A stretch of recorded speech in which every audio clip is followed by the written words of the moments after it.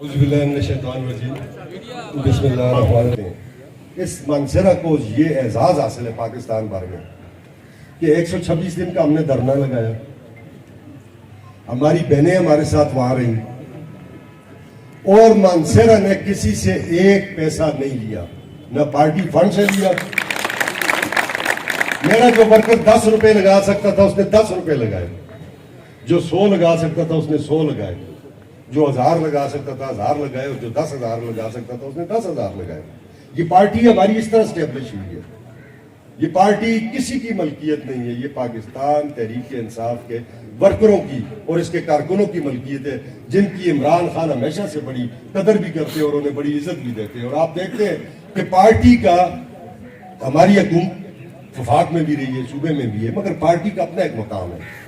اور پارٹی کا مقام جو ہے وہ حکومتوں سے بڑھ کر ہے، کیونکہ پارٹی وہ چیز ہوتی ہے جو حکومتیں لاتی بھی اور حکومتیں گراتی بھی ہے۔ 2 لیڈر اس سے پہلے گزرے جو اس پاکستان کے لیے شہید ہوئے، ایک جناب لیاقت علی خان قائد ملت، اور ایک جناب ذوالفقار علی بھٹو، اور تیسری اپنا کیا کہتے ہیں بینظیر بھٹو صاحبہ۔ پھر یہ وہ چوتھا آدمی ہے اس پاکستان میں کہ جو ایک نئی تاریخ رقم کر رہا ہے۔ تمام اس نے پریشر برداشت کیے، صرف نیشنل پریشر برداشت نہیں کیے، تمام انٹرنیشنل پریشر اس نے برداشت کیے کہ امریکہ کی حکومت کو بھی وضاحتیں دینی پڑ گئی اور دوسری حکومتوں کو بھی وضاحتیں دینی پڑ گئی۔ کام تو جو انہوں نے کرنا تھا وہ کر کے اس دوران، مگر پھر جب انہوں نے دیکھا کہ پبلک کا رسپانس ہے، پبلک اس لوگ سے، اس آدمی سے محبت کرتی ہے، اس کے لیے چھوٹے چھوٹے بچے، چھوٹی چھوٹی بچیاں، میری طرح کے عمر رسیدہ آدمی اور مجھ سے زیادہ جو عمر کے لوگ ہیں وہ بھی اس کی محبت میں۔ جب پچھلی مرتبہ بھی گئے تھے تو شاہ صاحب کو بھی میں نے ادھر بتایا کہ ایک 75-80 سال کی خاتون، بڑی پڑھی لکھی خاتون ادھر کھڑی تھی چوک میں،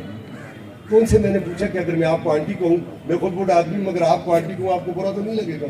تو نے کہا بیٹا نہیں۔ تو میں نے کہا یہ آپ عمران خان کے پیچھے آ گئی ہیں، پھر شیلنگ ہو رہی ہے، پھر بڑا فساد ہے یہ۔ تو اس نے کہا بیٹا یہ وہ عمران ہے جو اس پاکستان کو بھی بنائے گا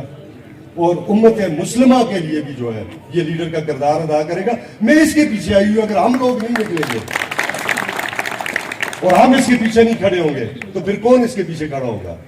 تو جب میں نے یہ دیکھا، اور میں چھوٹے چھوٹے بچیوں کو بھی دیکھتا تھا ادھر، چھوٹے چھوٹے بچوں کو بھی دیکھتا تھا، جوان اپنی بچیوں کو بھی وہاں دیکھتا تھا، وہ جو بیٹھی تھی اس کے گرد و نواح میں، تو پھر میں اس نتیجے پہ پہنچا، اور خدا ہوا ہے کہ میرا یقین اور مستحکم ہو گیا کہ جب ہماری قوم